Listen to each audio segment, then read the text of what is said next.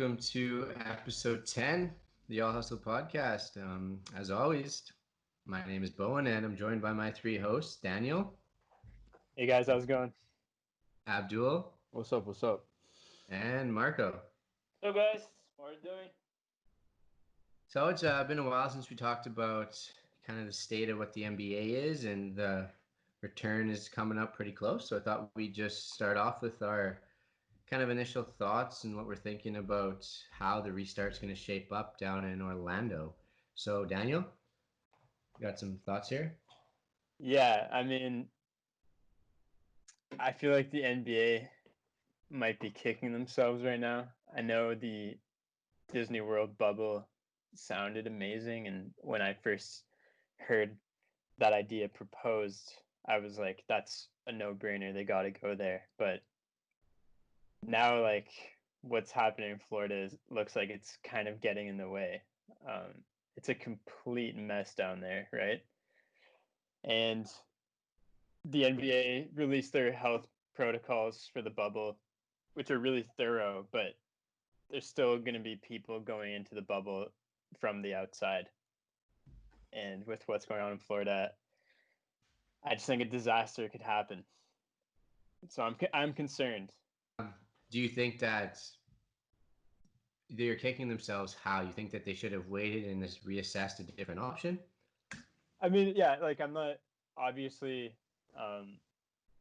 they couldn't have necessarily foreseen this, but they're just kicking themselves. They're like, oh, as if we picked Orlando as the spot.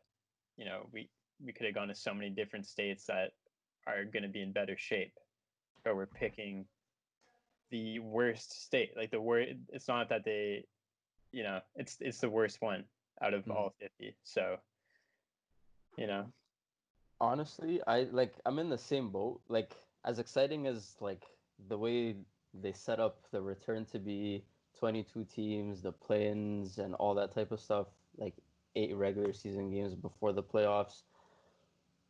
I'm more interested to see now because of what's happening in Florida if the restart actually gets shut down rather than what happens in the season itself. Because like Florida has had more cases than Canada as a whole, and their population is like between 10 to 15 million less people, and like as Daniel said, like it's such a mess that like I don't know how well they'd be able to like manage it because they've already tested players. Like Jokic tested positive in Serbia. They tested a little over 300 players recently, and 16 tested positive. And training camps are supposed to begin in a couple days. You know what I mean? So, like those guys who tested positive, even if they didn't opt out already, like they wouldn't what was it?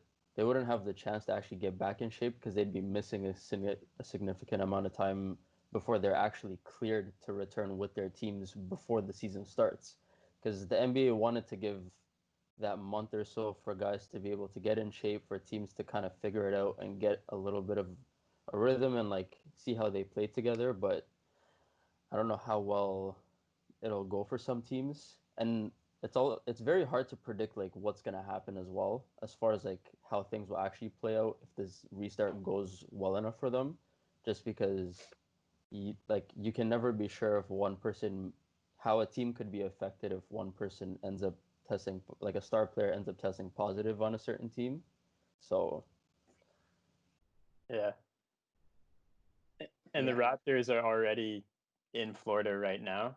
So, you know, in a week, half the team could test positive, and then you got to wait for them to be healthy again.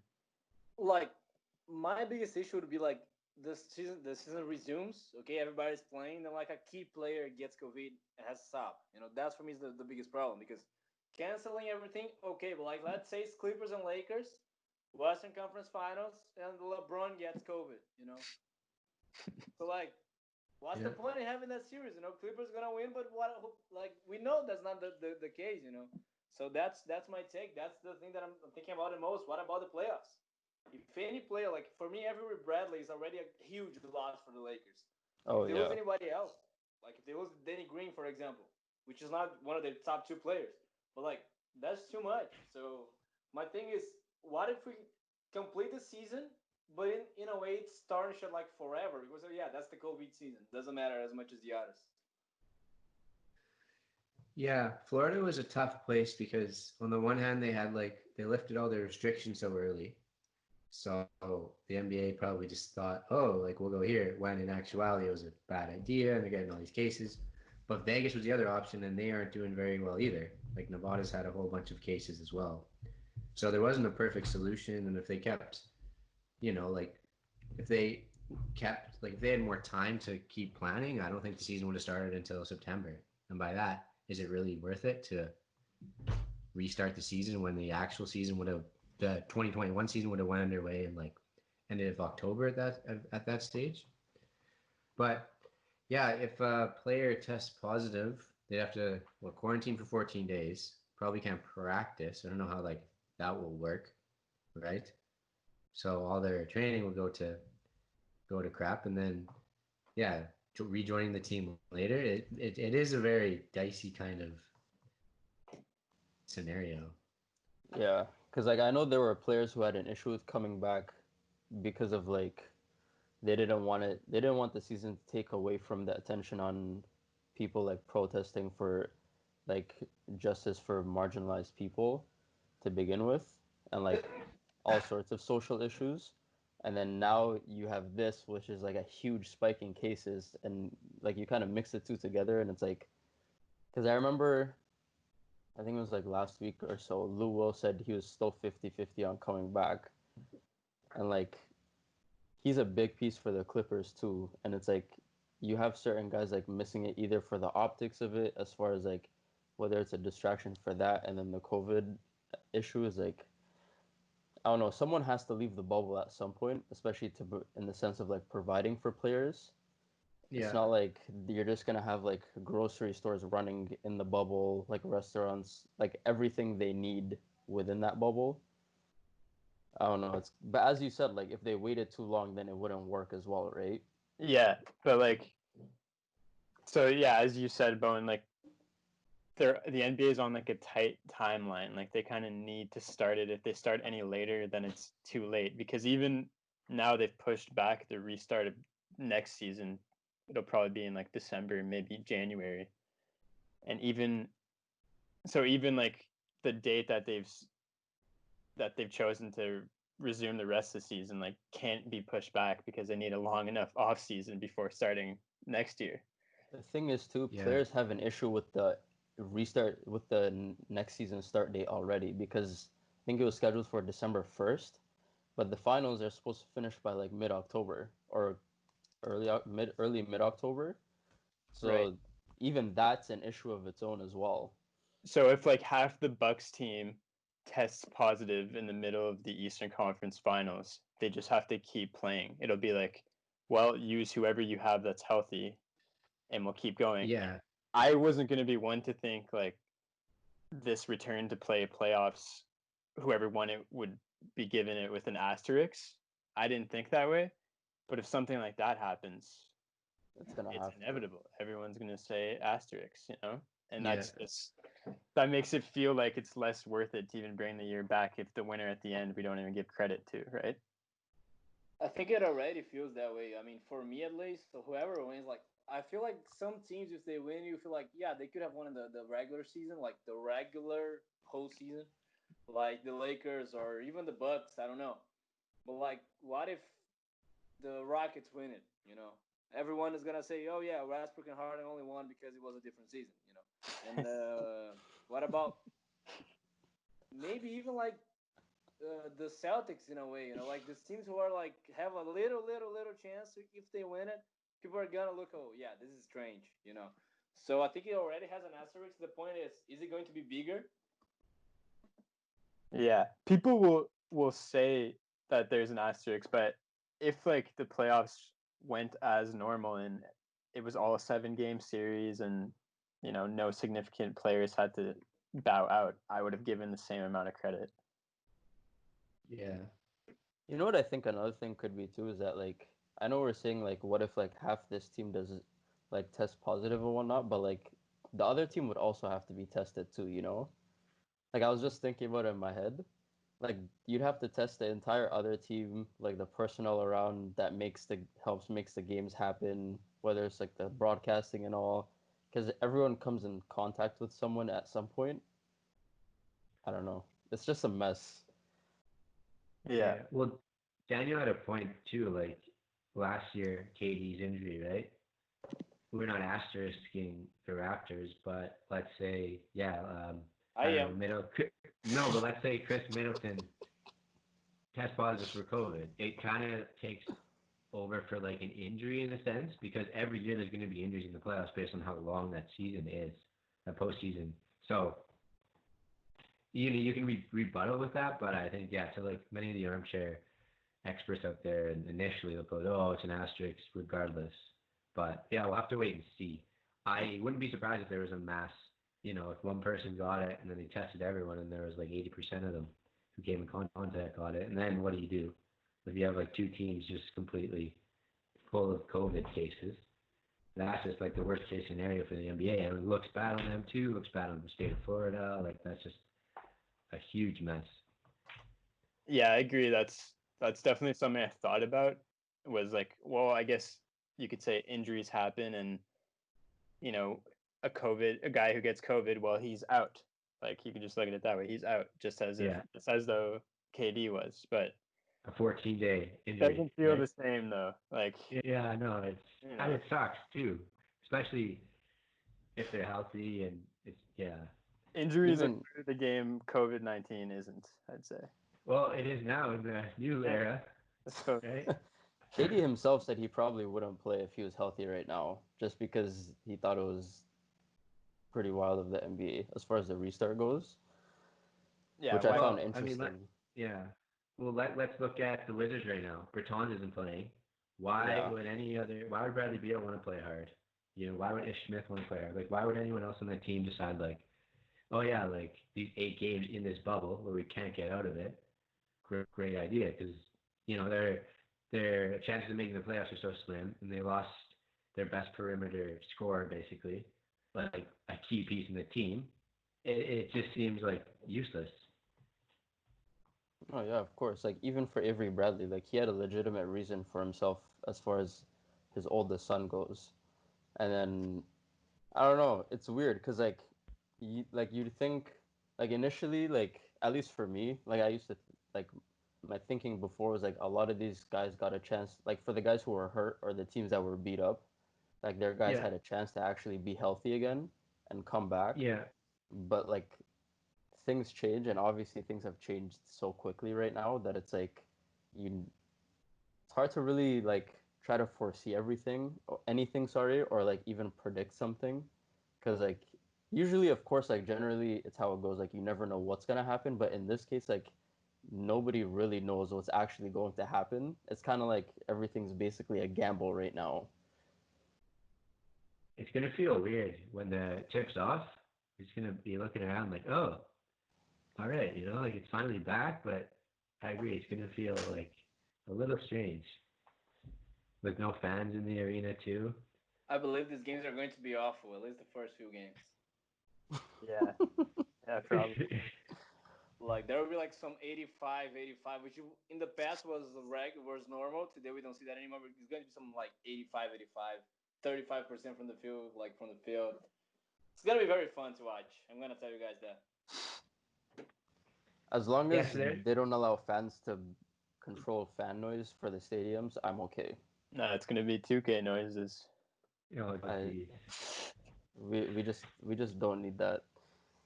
Have you guys heard anything about what the home team would get as like a home court advantage? I know Daniel mentioned something like a couple podcasts ago about the home team getting every possession to start quarter, but I Yeah, haven't heard anything kind of since. I'm trying to think. That's Cause, I haven't heard anything. I haven't 'cause heard anything new on that as well. yeah, it feels like you kind of need something, right? Or else, I don't know, like, I because like. you've worked 60 games to get this home court advantage, right? Yeah, I like the starting possession still because like obviously it's not much, but let's say you get rid of the tip off, so each quarter the one team gets maybe 4 extra possessions. Yeah. Yeah. Look at it that way. That makes a difference. At least 2 extra possessions. Yeah. Yeah. I would go with that one, which is like the home team can choose a player to have like one more foul to give. Ooh. There was something about that. I like that. Like you can just pick a guy from the you got 7 fouls, go all on the other guy. That's a good thing. He gave that to Embiid. Or Jokic, yeah. So then he can take his stupid fouls like he does sometimes. Yeah. Yeah, here's a quick list of some of the players who've opted out. Davis Bertans, Trevor Ariza, Avery Bradley, Kelly Oubre Jr., and Willie Cauley-Stein. So I think Avery Bradley's probably the most important, but I mean, Oubre Jr. with the Suns, it kind of eliminates their chances, you'd say. Bertans, the Wizards, eliminates their chances. Ariza with the Blazers, that's going to hurt because they don't have a lot of any other threes. Either going to have to play Melo at the 3, and he would get absolutely roasted on the defensive end there. Yeah. So it's, a big impact. And then, of course, Bogdanovic's injury. Jalen Brunson is also injured. So there's, there's still a decent amount of LaMarcus Aldridge. Yeah. Yeah, in terms of players who opted out, Avery Bradley hurts, but I still think like the Lakers will be fine. They're in the West. Their biggest threat is the Clippers, but I guess like you don't have Avery Bradley to put on Lou Will. It's not play Danny Green more. Yeah, I mean it's not like you don't need Bradley to stop Kawhi or PG, so I think it's not the end of the world. And then like if they play the Bucks, it's also not the end of the world if you're talking the finals. So. And they're gonna have J.R. Smith, so I mean that just makes up for it, right? Yeah. Sure. Yay! I'm so happy with that. Yeah, I think for sure. The Bradley one stands out just because of how competitive the Lakers are expected to be. I think the play-in, as far as the play-in goes, I think the other guys have more of an impact though, because like we see for the Lakers one, like it's just because they're contenders, but like for the other teams, like they're all in the play-in, and especially like Aldridge's injury for the Spurs. Oubre was a huge piece for the Suns because they don't have like a ton of scoring depth behind Booker, Ayton, and himself. So, like even though we may look at those teams as not like having much of a chance, it's kind of like it plays into like the excitement of what the NBA was trying to bring to the restart. So it just made like I feel like it would make it more obvious for everyone to predict like who would actually be able to make it to the 8th seed or like at least play in. Because even for Portland losing Ariza, like they lost so much in free agency at the wing position that one just opens up a whole new wound for them. And then wishing they had a Amino and Harkless back, eh? Yeah, like at this point, it just looks obvious for the Pelicans to be competing with the Grizzlies and maybe have a chance for a play-in. For the East, it's basically solidified at this point, maybe. But like, I don't know, like. The Spurs may have had a chance, the Blazers, but like we also don't know how the Blazers may bounce back as far as Dame maybe bringing like him and McCollum maybe bringing a new fire out of themselves to kind of push them forward. Yeah, I wouldn't count them out for the play-in, and if they ended up playing the Lakers in the first round, they were gonna lose anyways. But now it's like it's even funnier because they're gonna have Melo to guard LeBron and like. That's it's great. funny how much Ariza, like losing Ariza hurts. Yeah. It's listening, like reading some stuff. It's basically a lot of those teams. It's just like an 8-game trial period for a lot of the rookies, which is good. Especially like with the Wizards, you could play more of the young guys. Try Troy Brown Jr. somewhere, and like with the Suns, use your 2 and 3 other point guards to see like who's going to be going into next season. I guess that's good because that's better than not playing like those other teams, right? So at least I guess that's a benefit, but I don't know if you're like a star player, you really want to be hanging around Orlando Like, does Bradley Beal really want to be hanging around Orlando and stuff when he could be home and relaxing? I don't know. I wouldn't, but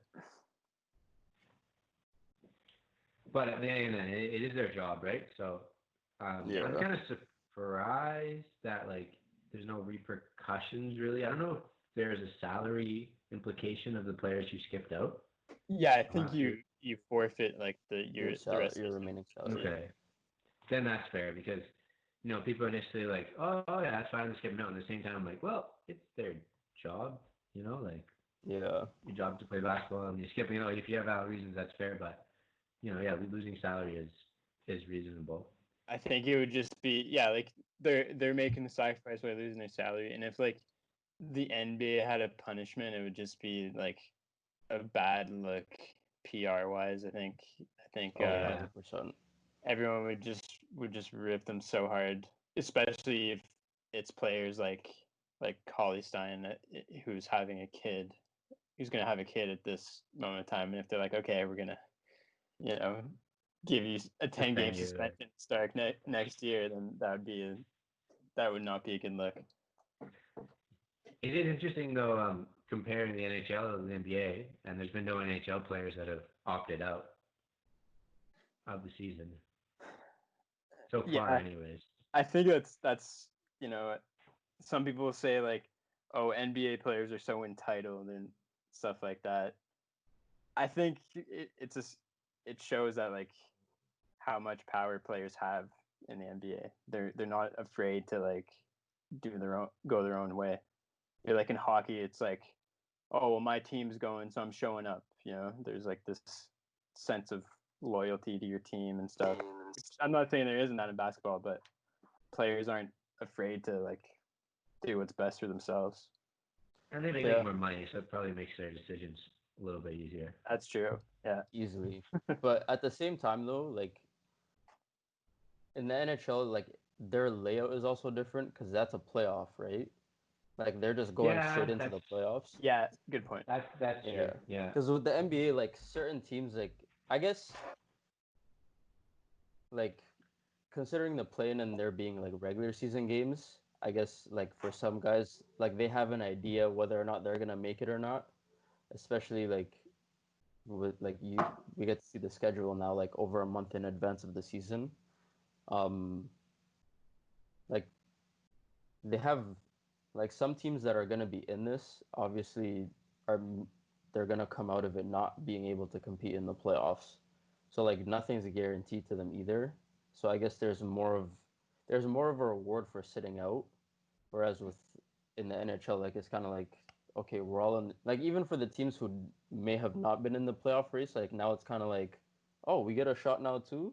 Yeah. Let's see what we could prove. And it's also like NHL is not the same as the NBA, where in the NBA you're like, yeah, there's probably 4 teams I could see winning the championship. NHL, like you're looking at like 6 favorites, but also like at least 6 others that could do it. So anyone going in can say, hey, we might have a shot. Whereas like Orlando isn't going in being like, man, this is our chance to win a championship. No, for sure. Yeah, if I was from like any of these teams which are like fighting for the 8th spot, I was not gonna go in. Like personal thought, if the Phoenix Suns lose the first 2 games, they're off. Like mathematically, they're not gonna get in the playoffs. So they're gonna play like 6 games, like high risk with no reward. I don't get it. Yeah, like someone ran a simulation, like 100 simulations, and Phoenix didn't make it once. Well, keep running them until we get them. Thing is, no, too, but is you also have to remember too the love of the game too. I guess people just look at it through like a purely business perspective or COVID perspective, but there's going to be a lot of like the young players that just want to play competitive basketball regardless, and they've been missing out on that for 3-4 months. Yeah, well, did you hear about the talk of players from the eliminated teams wanting to form their own bubble? Oh yeah. So I saw a tweet about that. That's proof that there's love of the game. I mean, it's a ridiculous idea, but But you're right. Like, some players clearly just want a ball. You know. They should all just join Drew League teams or play in the basketball tournament that's coming up this week instead of going through all this mess with these other teams because I doubt. That'd be a mess. It would. Like, I guess there's like, you can maybe even make a case for contract year implications for some guys. Like Bertans is a big one because he's supposed to be Yeah. a free agent as well. And what if he gets injured, right? Yeah, During one like of the games that are pointless. it depends on what you have to prove too. Like young guys, they're always gonna have something to prove because like it's people are really quick to call guys busts or even like teams are like quick to be able to like try to draft your replacement, especially if you're a younger guy who hasn't shown like a ton to them or shown that you could be that star for them. So I guess like anytime they could get like I don't blame them for taking it, of course. Um, but yeah, like even in the case, like say for the case of like the Clippers, even like if they win a championship, like it makes a big difference for Montrezl Harrell as far as his contract negotiations as well, because he's supposed to be a free agent. Um, could impact Anthony Davis because he's supposed to be a free agent after this year as well. Like there are a lot of guys. It's not as crazy of a free agent class as last year's was or 2021's will be, but like it still makes a difference as far as like where certain pieces move around. And like it's tough too because all the dates have been pushed. So like Anthony Davis's option date for his player option is the day after potentially Game 7 of the finals. And like Gordon Hayward, DeRozan, Conley, Drummond are 3 days after that. So like that's like really difficult on the player. Obviously they've been thinking about it all year, but to have that pressure of just deciding like by then, that'll make it tough.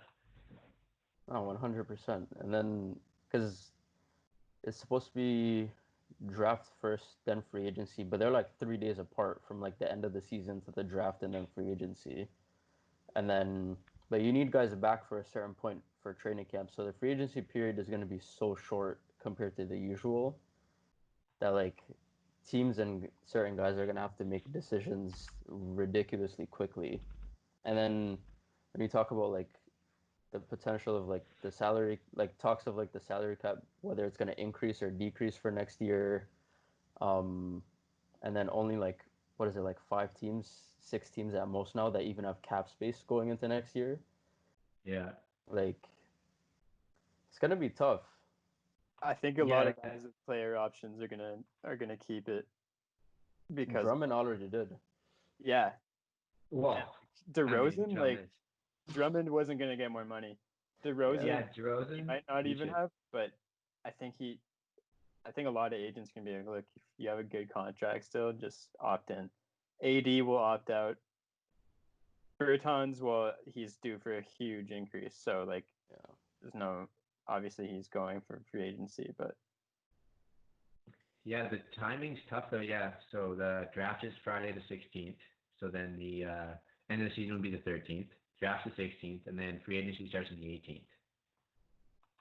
So like for like the front office is making decisions of like, hey, who are we going to keep? Oh, the draft's coming up. Okay, now it's free agency time. After you, let's say you made it all the way to the West, like one of the conference finals. Like that's just a huge impact. And then you don't know about the salary cap going in because it's definitely going to fall, but by how much? So I could see most of those players holding on to their options. Like Gordon Hayward, he's probably gonna opt in. You definitely. think, right? Yeah, DeRozan opt in, Drummond opt in, Conley opt in because he's had a bad year. So it might not be that eventful of a agent period, but there's still gonna be some players that are gonna get some big money on those teams that have a lot of cap space. And they still have to prove themselves. I don't know, like teams being able to win and their chances with all that always impacts like even in this case whether they'll come back or not. Like I'm sure if Anthony Davis wins a ring, he might just opt out and then see if he can get more money, even though he probably will anyways. But like it'll always make a difference, right? So Yeah, or I'll opt out and then go to Chicago, go back home. But Yeah, he's like, all right, sweet, I got my chip. I'll dip now. Lauri Tired. Markkinen, goodbye. pull a LeBron and go back and win Yeah. Wendell Carter, you're gone. Yeah. All right, we'll jump into finish off some exciting players that we're kind of looking forward to watching. Yeah, so one of mine that I thought about a lot is Victor Oladipo. He came back a little bit prior to his nasty injury, but now he has more time to rest, rehab. He'll be in the same boat as the other players who are kind of getting their bearings back after this break, and hopefully we'll see him back to the all-star level that I think he is. And that'll be a huge boost for the Pacers who've kind of played all year without him, because when he was back, he was playing limited minutes and he wasn't nearly at the level that he was prior. I think for me, this is based a lot on curiosity, but mine would be Jokic. Slim Hold on. Jokic, eh? Yeah, man. He lost Who the so hell? Like much you were weight. 4 months to know basketball, you want to watch Jokic play? That's crazy. Listen, man. He's the lone superstar on that Denver team, and like a big thing, a part of his game was his size. He's never gonna be that top flight athlete, and he never was. But the big thing was that a lot of people couldn't deal with his size in the post or wherever he was going. That was like the big thing that he had going for him. So I'm really curious to see what he's able to do with so much less weight on his body. Because I don't know what the numbers are as far as what he weighs, but I know he was like close to, if not around 300, and then now it's like he looks like he's actually like 245 to 250 or so. Like I'm not sure, but I'm really curious to see what his game is gonna look like. Yeah, I love this type of the season when everyone's like pictures are being snapped. Like there was a Marcus All picture and everyone's like, "Oh, he's slim. He's gonna be so much better." I saw a Dennis Schroeder pic and it's like the perfect angle to get all the muscles and it's like, "Oh, look at him. He's jacked. He's gonna have an awesome year." So maybe it's the same with Jokic. He comes back and then in a week he just keeps eating more and he goes back to his regular weight. But the James Harden curiosity lost weight aspect. too. Oh wow, No strip interesting. clubs. Everyone's That's losing why. weight. Ah. He looks skinnier, but yeah. What about you, Daniel? Yeah, so actually both those guys I thought of, especially Oladipo, because you didn't really get to see him at full effect this year, and what happens when he comes back is he's had a lot of time to recover. It'd be a huge boost for Indiana if he comes into his own. But also, I mean, we've talked about this guy every podcast. Jason Tatum kind of has to be on your list of people you're excited to see. We saw him blow up, and what can he do now? Like being the main man on a contender, I guess. What's it going to look like? I would say the same for Siakam. Just seeing him in a playoff run where he is the first option, like you're going to find out a lot about these guys. Can they be your number one guy? Marco? You guys are all very cute. Like I'm interested in seeing who's going to win this thing. I want to see what Giannis is gonna do. I want to see what LeBron and Kawhi are gonna do. But if I gotta go like with a different player, that would be maybe Paul George, because everyone is holding the Clippers as the main favorites to win it. But matter of fact is 6 years since playoff P hasn't won a single series. So what is it right now? You got the best team probably in the NBA.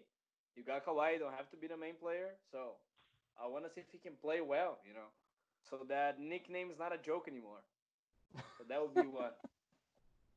Yeah, definitely. I'm looking forward to see Paul George prove everyone wrong.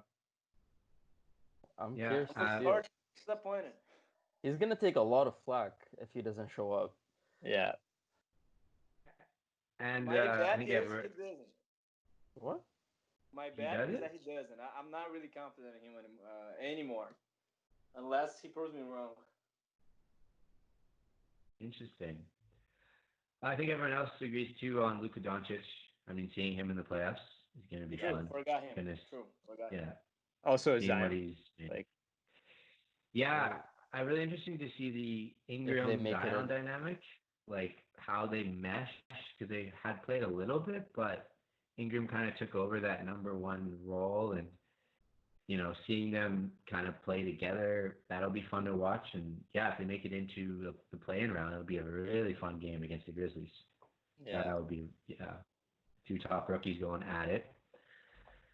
Another guy I want to mention is Embiid, just because it's similar to. I mean, it's not similar to Oladipo necessarily, but just the fact that he's had this long layoff. And we haven't seen the skinny Jokic pic of Embiid, but I think I've heard it's probably coming. Yeah, I've heard that he's been putting in the work. So like, if that's the case and he actually comes in ready to be like healthy for a whole playoff run, I still like Philly. I might have picked Philly at the start of the year to win the East. Obviously, like they had a disappointing season, but like if things click and if Embiid's going full force, I could still see them winning the East.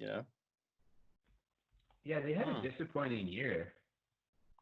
And yeah, everyone's kind of counting them out right now. I don't think that Horford signing has panned out, and his age, it's not looking good right now. But if Embiid becomes that, like one of the top players in the league, they could definitely make a finals run. I wouldn't put it past them at all. But we just have to see Ben Simmons attempt, maybe attempt another three someday. 1 3 per round. Yeah, at least. I think Brett Brown is just screaming that from the mountaintop. Please shoot. Oh my God. Any other players you guys are thinking about? Your all-time favorite, Russell Westbrook. Always super fun, right? Yeah, we're going to see him lose another first-round series. Yeah. That'll be first round this time. I bet you that. Oh, interesting. Yeah, because Westbrook's going to get COVID, and then Harden will just lead them past the first round. That's why. Drop 60 every game and power right through him. Yeah, sounds like a very likely scenario. Also, I want to see Donovan Mitchell. Maybe he has more left to power the Jazz through with no Bogdanovich. But I mean, that just stings him so much. He was like, I was surprised how good he was.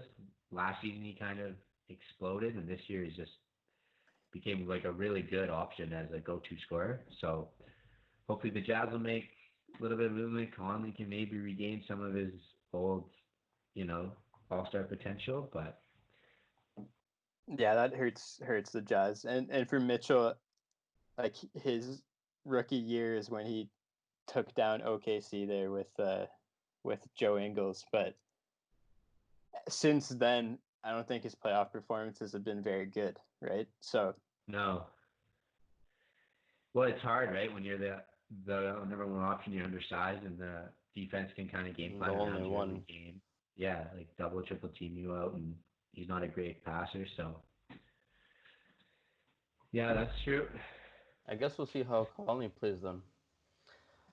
Yeah. Yeah, that was a sad year for him. Another team is OKC. Like